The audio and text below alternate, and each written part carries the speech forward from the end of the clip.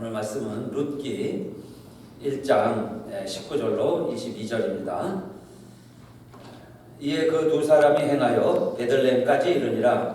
베들레헴에 이를 때에 온 성읍이 그들을 인하여 떠들며 이르기를 이가 나오미냐 하는지라. 나오미가 그들에게 이르되 나를 나오미라 칭하지 말고 말하라 칭하라. 이는 전능자가 나를 심히 괴롭게 하셨음이니라. 내가 풍족하게 나갔더니 여호와께서 나로 비어 돌아오게 하셨느니라.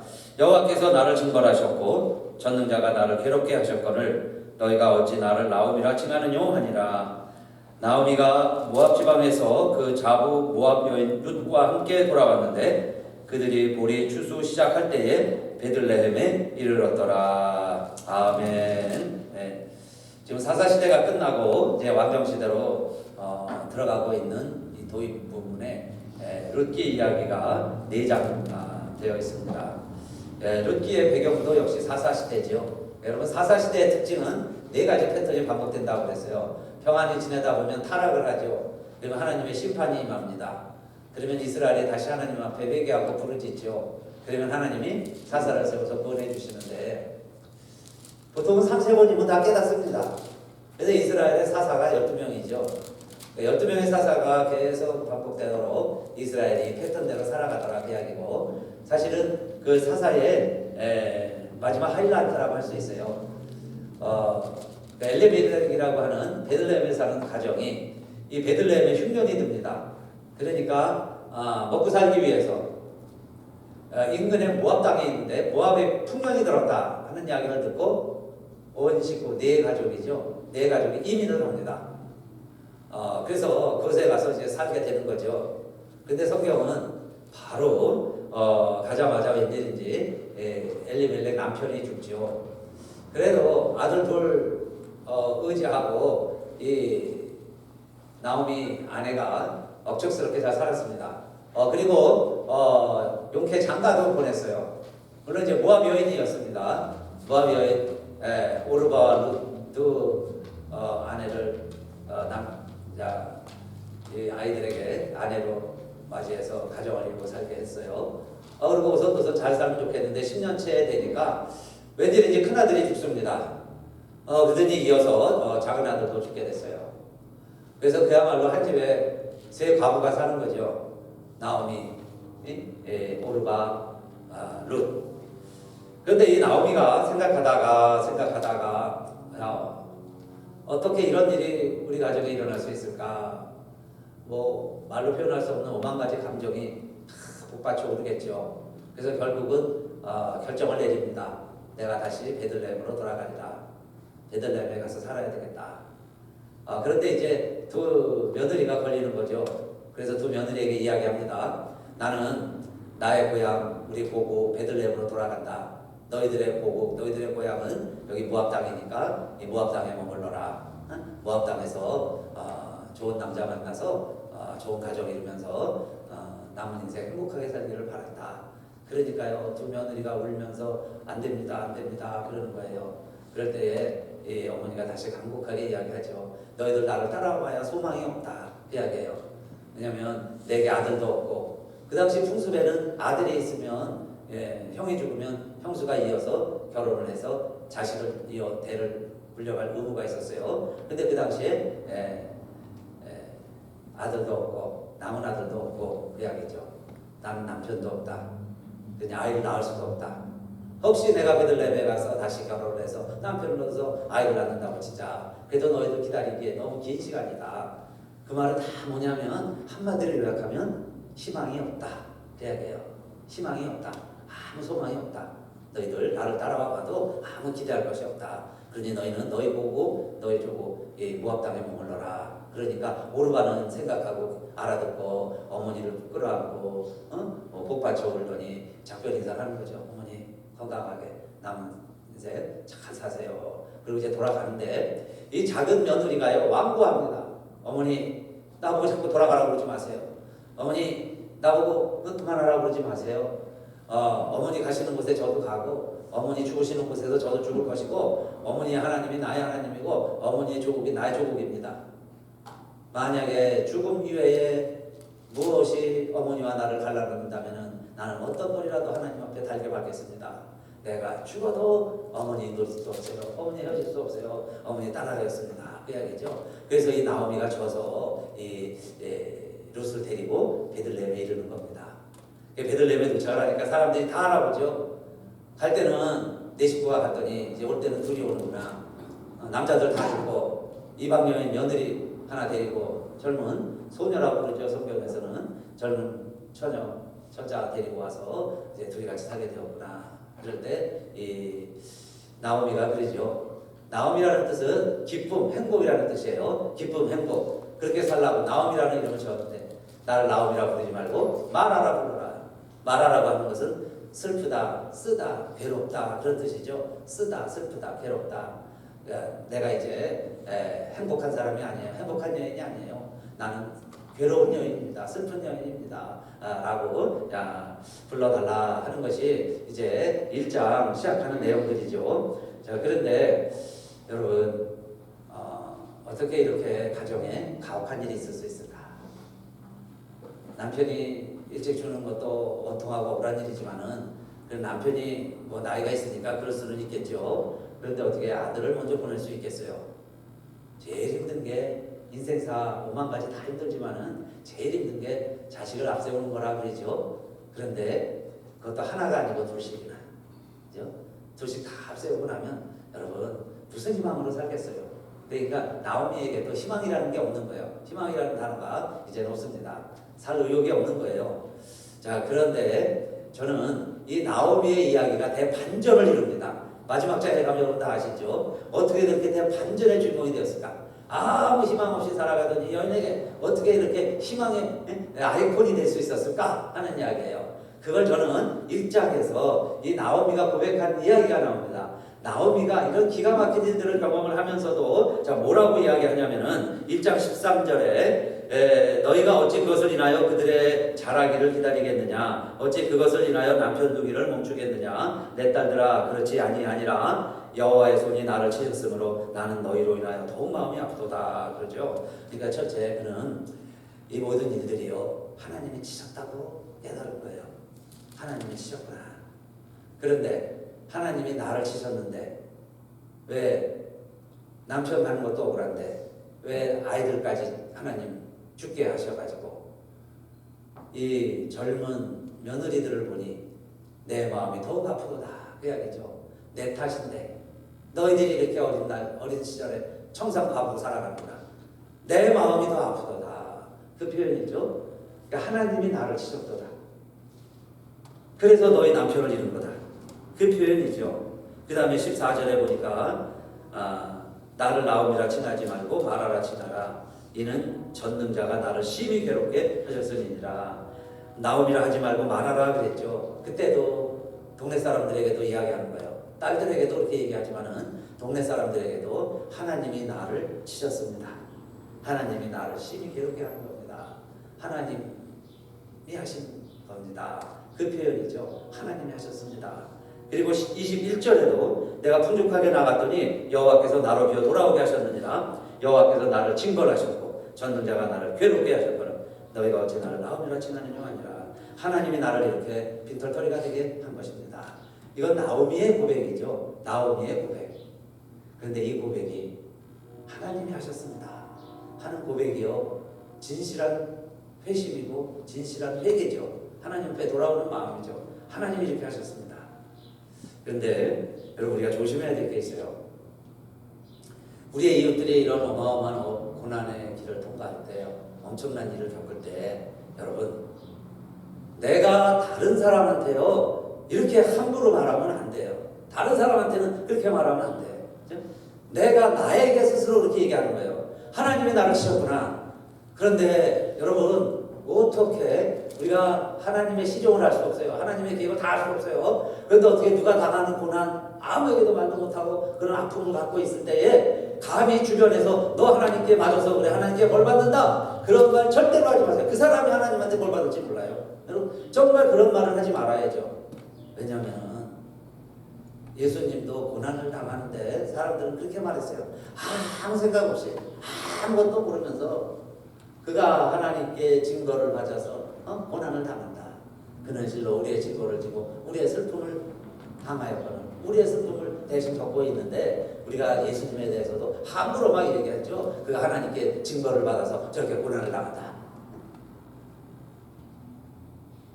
사실 우리 주변에 고난당하는 사람들은 여러분 의인의 고난도 있고요. 우리보다 더 정직하고 의롭게 사는데 당하는 고난도 많이 있습니다. 그래서 고난의 주제는 욥기에서도 많이 다루죠.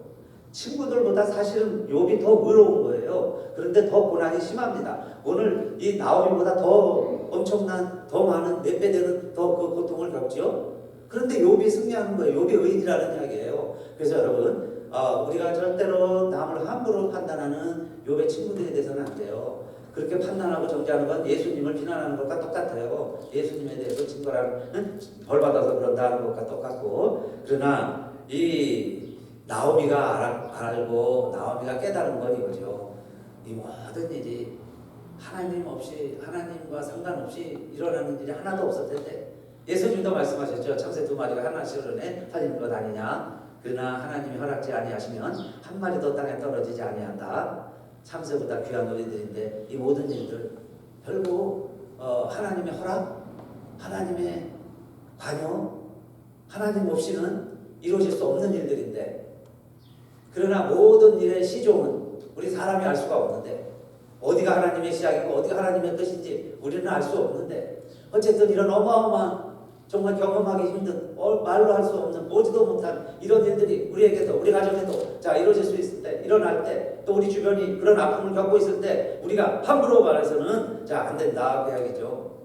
그런데 이 나오미는 아는 거예요. 깨달은 거예요. 그래서 나 때문에 며느리가 이렇게 고생을 하고 나 때문에 우리 집안이 모든 일이 이렇게 어렵게 됐고 이렇게 되었구나. 그래서 결국 베들레헴으로 돌아온 거죠. 그런데 베들레헴에 돌아오면서 하나님의 놀라운 역사도 다시 시작이 되잖아요.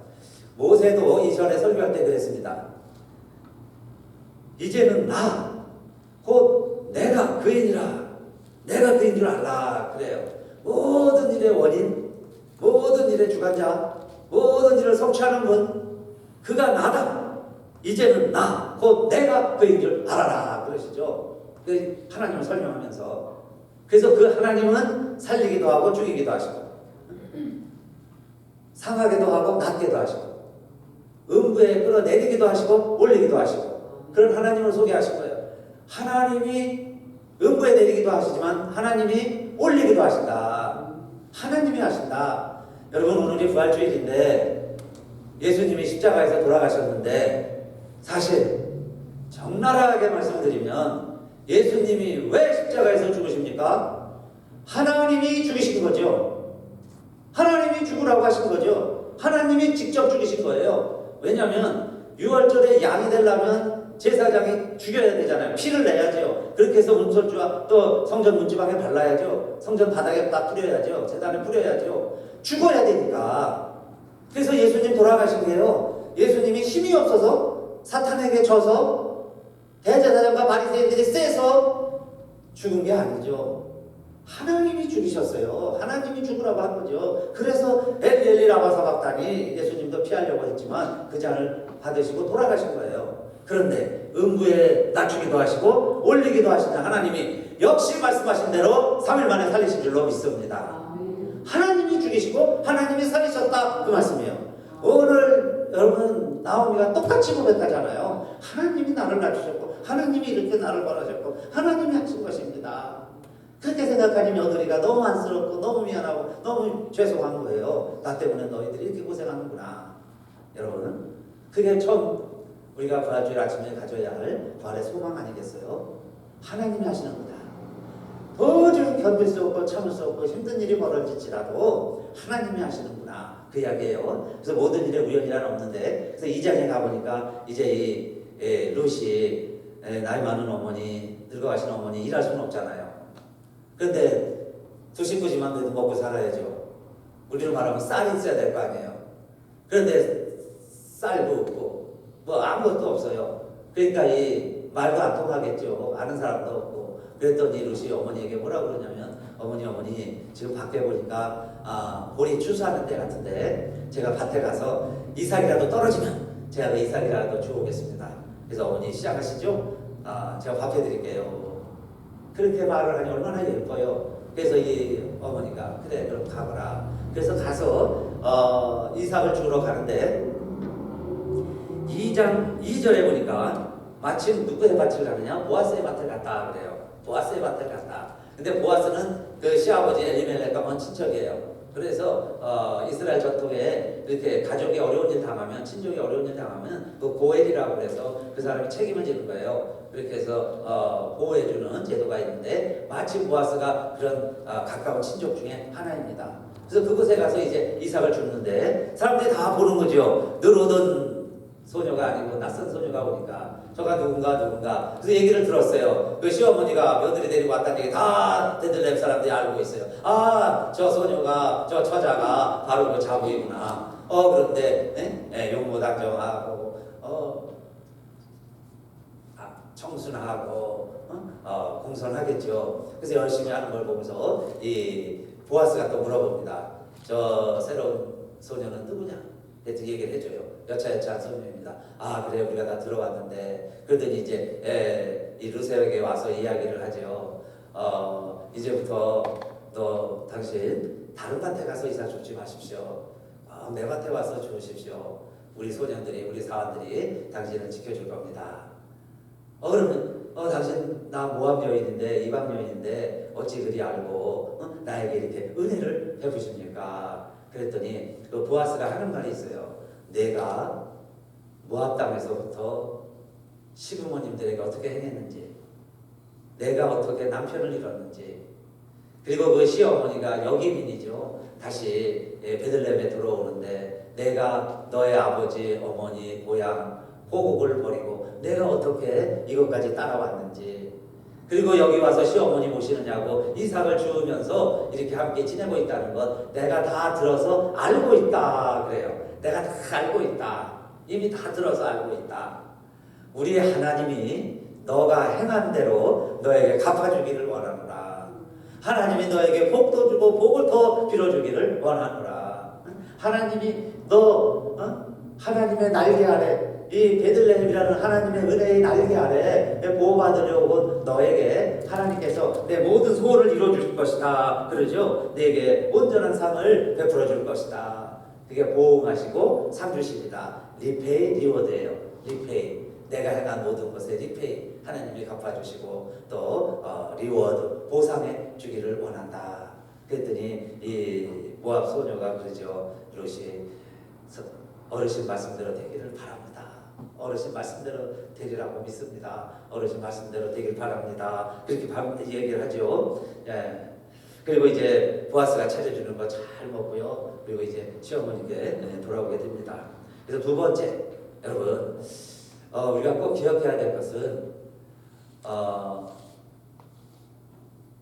먹고 살기 위해서 흉년을 피해서 모압에 간 거나 그래서 아들 다 있고 모압 며느리를 얻은 거나 지금 모압 여인을 데리고 와서 베들레헴에서 사는데 먹고 살기 위해서 이삭을 주우러 간 거나 먹고 살기 위해서 이삭을 주우러 갔더니 거기서 새로운 보아스를 만나게 된 거나 우연이 아니다 그래야겠죠. 어떻게 보면 그냥 성경에도 그렇게 썼어요. 우연히 보아스가 데려갔더니 그것은 이 룻 입장에서 간 곳이 꼭 누구네 찾아간 게 아니라 우연히 갔다는 이야기지 하나님의 시각에서 보면 하나님이 벌써 다 보고 알고 계시겠죠. 우리가 다 전체로 보면 하나님의 시간표 스케줄에 따라 움직이는 것 아니겠어요? 그러니까 어떻게 이삭을 주러 가는데 보아스의 밭에 가냐 이 말이에요. 그러니까 내가 하는 일이 뭐 어마어마한 일만 하나님의 일이고요. 뭐 어마어마한 일만 선교고 어마어마한 일들만 거룩한 선교가 아니라 섬직이 아니라 내가요 가정일 하는 거, 시어머니 봉양하는 거, 내가 밀이삭 줍는 거 무엇을 하든 그래서 우리 하나님을 믿는 사람들은 어떻게 하라고 그랬어요? 눈가림만 하지 말고 모든 일을 하되 하나님께 하듯 하라. 주님께 하듯 하라. 주의 종들처럼 온 마음을 다하여 하나님을 섬기라. 그렇게 하죠. 하나님의 뜻을 실천해라. 그게 뭐냐? 지금 내가 하고 있는 일 이삭을 주어요. 설거지를 해, 빨래를 해요. 물건을 팔고 장사를 해요. 무엇을 하더라도 그것을 내가 하나님께 하듯 하면 어떻다는 거예요? 온 사람들이 알고, 놀라운 일 아니에요? 그 동네 사람들이 알았고 보아스가 다 알고 있었어요. 사람들이 알고 하나님이 보호해 주신다. 하나님이 갚아주신다. 그게 룻기의 두 번째 교훈이죠. 사람들은 모르고요. 사람들은 알 수 없어요. 나도 몰라요. 우리들도 몰라요. 예수님이 돌아가시면 그걸로 사탄이 이기고 그 당시에 종교 지도자들이 승리한 줄로만 아는 거예요. 그러나 내가 갈 길 나의 원대로 마옵시고 아버지의 원대로 되기를 원하나이다. 그게 주님의 기도죠. 내 뜻이 이루어지는 게 소원 성취하는 거고 기도 응답이 아니라 하나님의 뜻이 이루어지는 게 하나님의 기도의 응답이다 생각을 하고 내가 맡은 일을 하는 거죠. 그래서 어머니하고 먹고 살기 위해서 보아스의 밑에 간 거죠. 먹고 일이고 하나님 주신 목적이 있고 뭐 어마어마한 걸 하겠다고 거기 밭에 일하러 가는 거 아니에요. 오히려 자기 일 열심히 하는 사람들이 하나님의 일을 하죠. 하나님께 선택받죠. 우리 계속 여러분 성경 읽어가시다 보면 사무엘상 이제 읽으면 왕 뽑는 이야기 나오잖아요. 이제 사무엘이 나오고 왕 뽑을 때 첫 번째 이스라엘 왕 사울도 처음 뽑을 때는 얼마나 겸손했어요. 그 사울도요 아버지가 양 나귀를 잃어버렸죠. 그래서 아들에게 또 암나귀 좀 찾아와라. 그래서 암나귀 찾으러 산을 돌아다니는데 보통 아들 같은 몇 번 하나 아버지 없어요? 그러 돌아올 거예요. 얼마나 산을 뒤지고 다녔는지 길을 잃어버릴 정도로 자기 종 하나 데려가는데 종이 걱정을 하는 거예요. 주인님 이제 아버님이 암나귀 걱정이 아니라 아들 걱정하게 생겼어요. 길 잃어버리게 생겼어요. 빨리 돌아갑시다 할 정도로 열심히 찾다가 산당을 가게 되고 산당에서 사무엘을 만나고 사무엘이 기도하고 있는데 내일 젊은이가 있는데 그 젊은이의 길은 뭐라. 그런데요 사울이 암나귀 찾으러 산당에 갔다가 사무엘을 만나게 되는 거잖아요. 내가 왕이 되겠다 주여 나를 보내소서. 그런 사람들은 하나님이요 오히려 돌려보내시고 자기 일 열심히 하는 사람 뽕나무에서 뽕잎 따다가 밤새도록 양 지키다가 다 하나님 만나고 하나님께 순종하고 하나님의 일 하잖아요. 오늘 이 롯도 마찬가지죠. 말도 안 통하죠. 이민족이죠. 그런데 와서 뭐 아무것도 없죠. 그 시어머니 먹고 살기 위해서 그 밭에 가서 이삭 줬다가 보아스를 만나게 되고 그 다음에 그 모든 사실들을 하나님이 아시고 사람이 알고 하나님이 보호해 주신다. 그게요 이 세상에 통하는 원리예요. 온 세상 사람이 다 압니다. 우리 어떻게 살아가는지 어떻게 헌신하고 충성하는지 사람이 알면요 그 다음에 하나님이 보호해 주세요. 그게 보아스의 기도고 세상의 원리죠. 그래서 여러분 우리는 누가 보든 보지 않든 내 사명 감당해 나가고 우리가 할 일 감당해 나가고 그 믿음 그 삶의 태도가 부활신앙이요 부활의 증인의 모습이다. 그 이야기입니다. 자, 그런데 세 번째로 3장에 가니까 그러면 이제 보아스가 딴 데 가지 말라고 그랬잖아요. 그래 놓고는 자기 사원 일하는 일꾼들에게는 또 엄명을 내려놨습니다. 너희들 오늘부터는 추수할 때 반 모퉁이까지 싹싹 베고 이삭 싹싹 주어서 일 끝내지 말고 적당히 흘려라. 적당히 흘려놓아라. 그리고 다 주워가지 마라. 그러는 거예요. 그러니까 알죠. 주인의 뜻이 뭔지. 아이고 롯이 주워가라고 그러는구나. 모세도 그랬고 율법에도 그래요. 반 모퉁이까지 다 베지 말라고 그랬어요. 떨어진 이상 죽지 말고. 근데 그 말씀대로 이제 지켜 행하라는 거죠. 그래서 이 롯이 가서 이삭만 주워오면요. 왜 이렇게 많이 갖고 오는지 몰라요. 많이 갖고 오고 잔뜩 가지고 오고 그래요. 그래서 이제 어머니하고 둘이서 두 식구가 밥해 먹기에는 부족함이 없는데 어머니 마음은 어머니의 계획은 또 어머니의 생각은 더 큰 생각이 있어요. 이 며느리가 이렇게 착한 마음을 가지고 와서 나를 봉양을 하니 내가 이 며느리와 같이 살면 내가 수발 받아서 사는 건 걱정이 없는데 이 젊은 이 며느리도 항상 젊은 게 아닌데 다시 안식처를 찾고 가정을 이루고 그 남은 생을 나름 가정을 이루며 행복하게 살아가야 될 텐데 여기서 이렇게 나만 섬기고 살아서 되겠는가. 그런데 이 며느리가 나 엄마 안 모시겠어요. 가야 돼요. 그렇게 말해서가 아니라 한 말 안 하고 그렇게 섬기는 걸 보니 엄마 마음엔 이 시어머니 마음에는 그 마음이 더 부릴 듯 일어나는 거죠. 그래서 어떻게든 해줘야 될 텐데 그런 마음을 갖고 있는데 보아스의 집에 막 갔다 오면은 이삭을요 그릇 막 가지고 오는 거예요. 그러니까 하나님이 이 보아스를 통해서 뭔가 일을 하시려는가 보다 싶어가지고 이 시어머니가 이렇게 이야기를 하죠. 여러분 며느리에게 남편 없는 며느리에게 이렇게 이야기를 합니다. 오늘 추수가 끝나면 이 보아스 주인이 잠을 들게 될 텐데 잠들기 전에 또 아무도 모르게 그 집소 가까이 가서 목욕도 하고 기름도 바르고 깨끗한 옷을 입고 있다가 그 주인이 이불을 덮으면 이불 밑에 발치해서 조용히 들어가 누워라. 그러면 그 다음 어떻게 해야 될 것은 주인이 너에게 알려줄 것이다.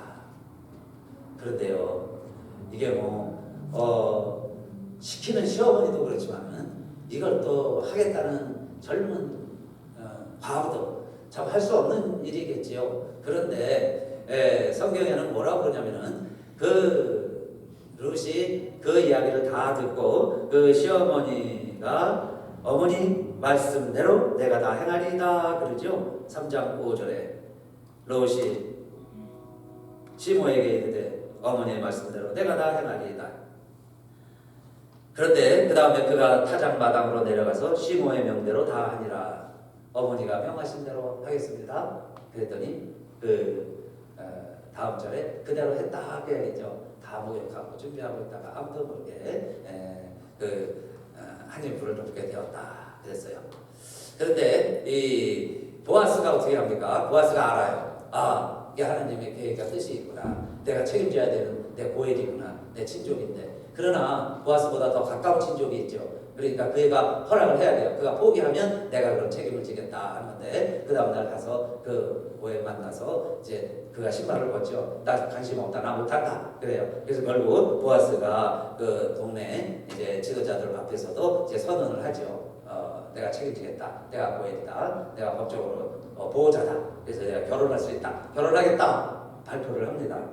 자, 그런데 성경에 뭐라고 기록을 하냐면은 이 며느리가 시어머니가 말씀하시는 대로 그대로 순종을 했더라. 그랬더니 그 시어머니가 그 이야기를 다 듣고 이렇게 이야기합니다. 3장 18절인데 이에 시모가 가로되 내 딸아 이 사건이 어떻게 되는 것을 알기까지 가만히 앉아 있으라. 그 사람이 오늘날 이 일을 성취하기 전에는 쉬지 아니하리라 그랬어요. 가만히 기다리라. 웨이십니다. 왜 기다리고 있어 봐라. He will not rest예요. 그 남자는 will not rest. 쉬지 않을 것이다. until 뭐든지 다 세팅이 될 때까지 그 주인이 일을 할 것이다. 그런데요, 이게 꼭 여러분 저는 이 말씀 읽을 때마다 누가 연상이 되냐? 꼭 마리아가 연상이 되죠. 마리아가 아이를 낳을 수 없는 처녀인데 천사가 나타나서 일러줘요. 마리아야 마리아야 내가 은혜를 입었도다. 아니 이게 무슨 말입니까? 내가 잉태하여 아들을 낳을 것이다. 이름을 예수라 하라. 아니 내가 어떻게 아이를 낳아요? 그러니까 성령이 너에게 임하고 전능하신 이의 능력이 너에게 임하리니 내가 아들을 낳을 것이요 임마누엘이라 하리라. 하나님의 아들이 될 것이다. 하나님의 아들이 너에게 임하는 거다. 그러면 아니 이게 어떻게 그럼 가능합니까? 너의 친족 엘리사벳도 6개월 전에 잉태되지 않았느냐? 하나님의 말씀은 능치 못함이 없느니라. 천사가 일러주니까 마리아가 주의 계집종이오니 말씀대로 이루어지이다 그랬죠. 말씀대로 이루어지이다. 그런데 보니까 마리아가 잉태되었더라. 그 얘기는 뭐예요? 우리가 말씀에 순종하면 하나님이 쉬지 않고 일하신다. 너가 순종했으니까 기다려라. 기다리면 그가 일하리라. 그가 쉬지 않고 일할 거야. 히빌랄라 했어요. 그 주인이 쉬지 않고 일할 거야. 주인이 뭔가 너를 위해서 할 것이다. 그런데요, 정말 마리아가 순종했더니 하나님이 일하셔서 잉태된 것처럼 이 룻이 보아스의 일을 통해서 보아스의 관심을 통해서 보아스가 하고 싶은 보아스는 나름대로의 자기의 생각이 있겠죠. 그걸 가지고 아내로 삼게 되는데 이것이 하나님의 스케줄에 따라서 이루어져 가는 거죠. 그래서 오늘날 우리들도 우리가 왜 하나님 말씀에 순종을 해야 되느냐, 때로는 힘든 말씀이라도 왜 순종해야 되느냐. 여러분 포도주가 떨어졌습니다. 잔치하는데 낭패가 됐어요. 그런데 항아리에 물을 채워라. 물을 채우는 거예요. 그 다음에 연회장 높으신 손님한테 갖다 줘라, 갖다 줘요. 그런데 더 좋은 지금까지 맛보지 못한 귀한 포도주 맛을 보는 거예요. 아니 도대체 이 귀한 포도주 어디서 나왔느냐? 물돈 하인들은 알거라 그러죠. 여러분 우리가 왜 하나님 말씀을 순종합니까? 이건요 의무가 아니에요. 하나님 말씀 읽고 하나님 말씀 배우고 하나님 말씀대로 지켜 행하는 것은 의무가 아니라 예수 믿는 사람들의 특권인 줄로 믿습니다. 할렐루야. 예수 믿는 사람의 특권이에요. 그 말씀대로 순종하면 하나님이 일하시느니라. 할렐루야. 하나님이 일하시는 거예요. 하나님이 일하시는데 아무 때나 막 하시진 않잖아요. 누군가가 순종을 해야 물이 포도주로 변하는데도요 순종하는 사람이 있어야 되는 거 아니겠어요? 하나님이 그냥 말씀으로 자 포도주병에 떨어졌으니 포도주야 하늘에서 떨어져라 채워져라 해도 물론 포도주가 채워질 수 있을 거예요. 근데 하나님은 성경을 보니까 그렇게 일하시지 않더라 하는 거죠. 전부 보세요. 순종하는 사람들을 통해서 하나님이 일하시지. 뭔가 일하는 사람들이 있을 때 하나님의 역사가 이루어지지. 가만히 있으면 아무 일도 안 일어나는 거예요. 예수님도 돌아가셨으니까 하나님이 살리시는 거예요. 이 놀라운 부활의 사건이 순종하는 아들을 통해서 예수님 통해서 이루어진 것처럼 이 며느리가 시모의 말씀대로 순종을 하니 보아스가 정말 그를 아내로 삼았더라. 내가 말씀에 순종하면 하나님께서 일하신다. 놀라운 말씀이죠. 자, 그래서 결국 결혼을 하게 되고 아들을 낳아요. 그래서 아들을 낳아서 사람들이 이름을 지어줬습니다. 나오미가 아들을 낳았다. 그래서 오벳이라. 나오미가 낳은 게 아니죠. 며느리 룻이 낳았는데 나오미가 낳았다. 그런데 그냥 그 표현을 한 게 아니죠. 나오미가 처음 갈 때 뭐라고 그랬어요? 내가 아들이 있느냐? 난 아들도 없다. 나는 남편도 없다. 나는 아이를 낳을 수가 없어. 희망 없이 시작한 베들레헴에서의 나오미의 인생에 결국 하나님이 그 희망을 주셨는데 그 희망이 오벳이라는 얘기죠. 그래서 성경은 동네 사람들은 나오미가 오벳을 낳았다. 결국 오벳은 나오미가 낳은 거다. 어머니의 기도로 된 겁니다. 어머니의 기도로 룻이 순종해서 얻은 아들입니다. 모두의 축복입니다. 그래서 이름을 붙이기를 오벳이라고 그랬는데 이는 생명의 회복자다 그랬어요. 생명의 회복자다. 여러분 모든 아픔을 그냥 한 방에 씻어주는 표현 아니에요. 생명의 회복자다. 남편 잃고 두 아들 잃고 아무 희망 없이 살아가는 이 나오미에게 정말 피 한 방울 섞이지 아니하는 그 이방 여인이에요. 별이 다른 이방 여인 모압에 그 룻이 와가지고 아이를 낳아줬는데 그 아이가 여러분 오벳이라는 이야기예요. 오벳. 그래서 룻기에 보면 끝에 또 세 사람 이름이 나와요. 오벳, 이세, 다윗.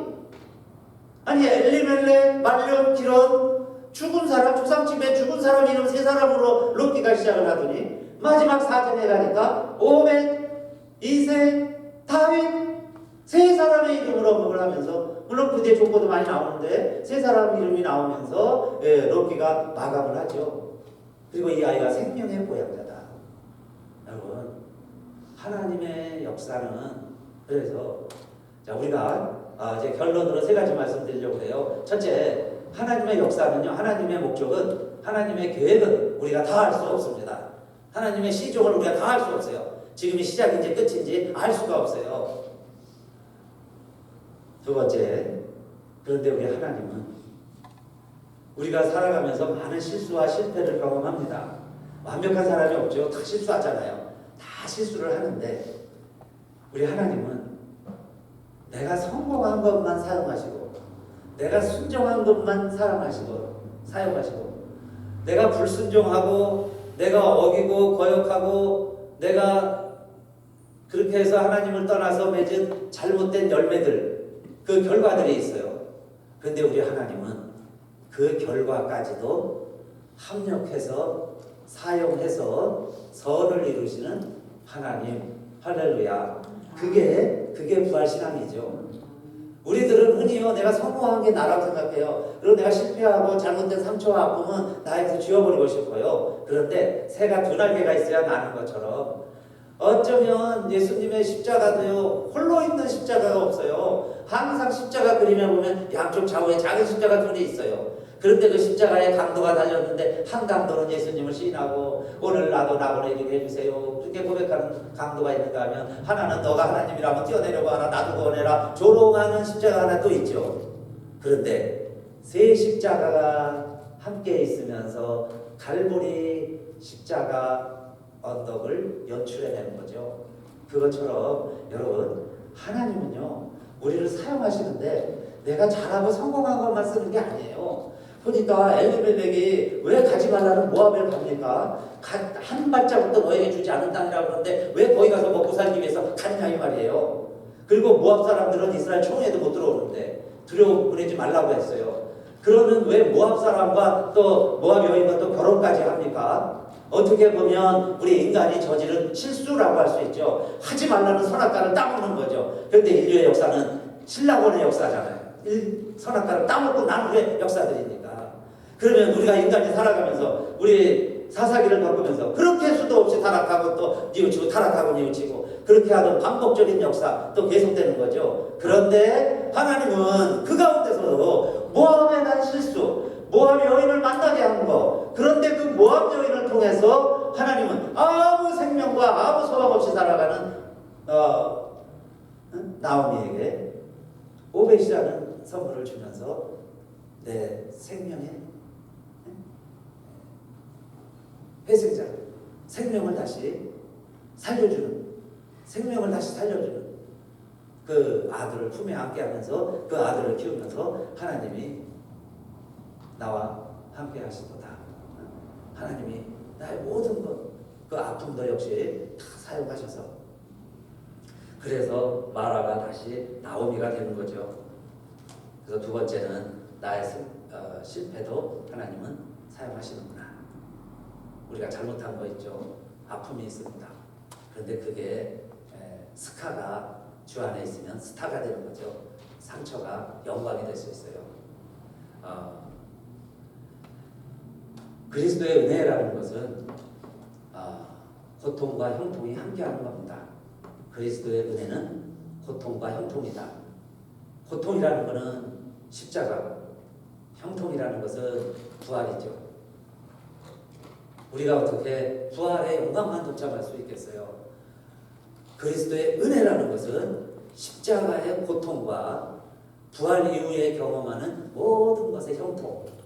그래서 우리가 그 시간대에 살기 때문에 지금요 아직 갈보리 시대예요. 어떤 면에서 십자가 시대예요. 그래서 하나님의 시간표가 아직 안 끝났어요. 그래서 내 인생에 어렵고 힘든 일이 계속될 수 있어요. 그러나 어머니에게는 내가 생각한 것 이상의 참으로 상상할 수 없는 놀라운 계획을 어머니가 갖고 있었던 것처럼, 그런데 그 계획이 하나님의 허락하에 이루어지게 되는 것처럼, 아니 내가 모압 여인인데 어떻게 이 지역에 보아스의 아내가 될 수 있고 그의 자식을 낳아서 훗날려 왕손을 이루고 거기서 왕이 태어나고 거기서 예수님이 태어나는 메시아의 감동을 내가 이루어갈 수 있느냐 이 말이에요. 그 놀라운 어마어마한 일들이 내가 무슨 그런 큰 꿈이 있어서가 아니라 그런 아픔이 있지만은 아픔을 버리지 아니하고 그 아픔을 안고 내 현실에서 감사하면서 어머니를 따라왔을 때, 어머니의 말씀에 순종을 했을 때 하나님께서 자 이루어가시는 하나님의 자 은혜였다 하는 겁니다. 자 그러면 세 번째로요, 세 번째입니다. 자 내가 실수하고 실패해도 하나님이 쓰신다면 그러면은 내가 잘하는 것만 하나님이 쓰시는 게 아니라 내가 실패한 결과도 하나님은 선을 이루시는 거죠. 요셉처럼 하나님이 선을 이루신다면 그럼 난 내 마음대로 살지 그렇게 교회 와서 꼭 예배드리고 이렇게 고생하고 그렇게 사나, 그냥 내 멋대로 살다가 그냥 죽기 전쯤 열심히 믿다가 하나님 앞에 가도 되지 않을까. 그죠? 여러분 우리가 그렇게 생각할 수 있어요. 그럼 이게 우리 모든 수고가 무슨 의미가 있을까? 그런데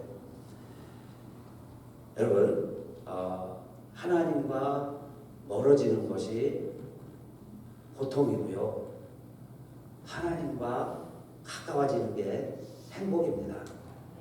하나님과 멀어지면 멀어질수록 행복이라고 생각했는데 그게 사실은 괴로운 거예요. 그게 마라예요. 하나님과 멀어지는 게 마라고 하나님과 가까워지는 게 나음이에요. 하나님과 가까워질 때 오히려 행복한 거예요. 그러니까 내가 하나님 없이도 한번 내 멋대로 살아보겠다 그러는데 그 기간이 길면 길수록 사실은 고통이 너무 큰 거죠. 그래서 고통이 큰 사람이 또 어떻게 보면 더 큰 은혜를 받고 큰 은혜를 깨닫고 하나님 앞에 크게 쓰임받을 수도 있어요. 그러나 여러분 그걸 내가 선택할 필요는 없겠죠. 고통이 얼마나 힘든데 힘든 일이 얼마나 힘든데요. 그러니까 자식을 생각하면서 바라는 마음으로 부모가 생각하는 마음으로 바라보면요 좀 너무 힘들게 살지 마세요. 하나님 멀리 떠나고요 막 어렵고 힘들게 살면 그것도 괜찮아. 결국 하나님이요 그것도 하나님 쓰실 거예요. 또 멋지게 어떻게 해서 뭐 인생이 어떻게 됐든지 어떻게 그걸 됐든지 뭐 어떻게 자식이 됐든지 뭐 사세가 어떻게 태어났든지 뭐 하여튼 뭐 우리가 알 수 없는 일들이 막 우리 주변에서 막 벌어지고 이러시는데 그 일들도 하나님이 다 멋지게 다 사용하실 거예요. 루처럼 사용하실 거예요. 그러나 너무 힘드니까. 그래서 그리스도의 은혜라는 건 고통과 형통이 같이 있는데 그게 다 그리스도의 은혜입니다. 같이 있는데 기왕이면 여러분 하나님 가까이 하시고 매일매일이 나오미가 되시고 그게 얼마나 축복이고 행복인가. 그걸 훗날 다윗이 깨닫고 다윗도 그러죠. 내 하나님 지전에 나는 문지기라도 있는 게 더 행복한 걸 알았습니다. 악인의 장막에 여러분요 호화호식하면서 지내는 것보다 하나님 전에서는 문지기로 있어도 그게 더 행복하다는 걸 알았어요. 그러니까 하나님과 가까이 하는 게 행복이구나. 여러분 우리 그거 깨달으시고 부활의 신앙이라는 게 뭡니까? 죽음도 하나님이 우리를 갈라놓지 못하는구나. 죽음도 하나님의 계획을 막을 수가 없구나. 남편 아들들 다 희생당하는 것 같지만 하나님의 역사는 이루어지는구나. 그게 사실 윤리의 교훈이에요. 그러니까 여러분 우리가 어떤 일이 있어도 하나님과 가까이 하시고 여러분이 고통도 하나님이 쓰시지만은 그러나 여러분 행복을 선택하시기를 행복한 길을 가시기를 주님의 이름으로 축원합니다. 같이 일어나셔서 찬송하겠어요.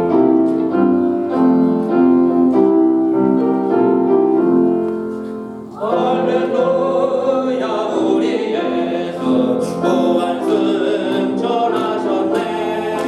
세상 사람 찬양하니 천사와 나가로다. 우주 예수 부활하사 사망 권세 이겼네. 우주 예수 부활하사 사망 권세